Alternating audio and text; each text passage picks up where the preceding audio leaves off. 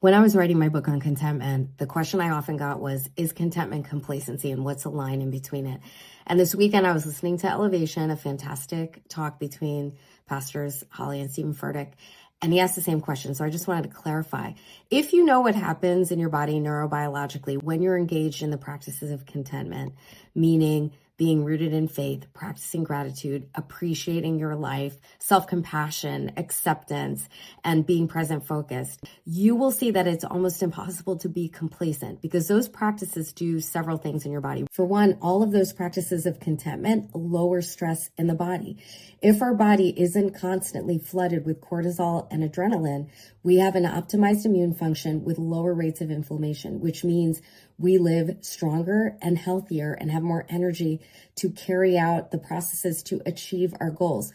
We also have more cognitive clarity because we're not trying to run from a bear, which is what our body responds to when there is stress in the body. We then have greater vision. In addition, there are mood elevating benefits. All those practices release dopamine, serotonin, oxytocin.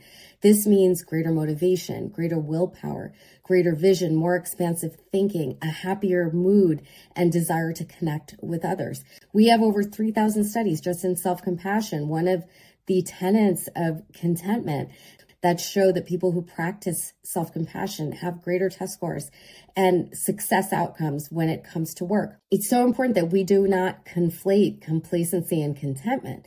What's important to know is that you can struggle with issues that lead to complacency and still be content. You can struggle with laziness and lack of discipline and still be content.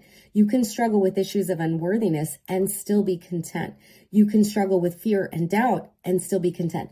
Those are the issues that lead to complacency, not contentment. So it's important that we differentiate between the two.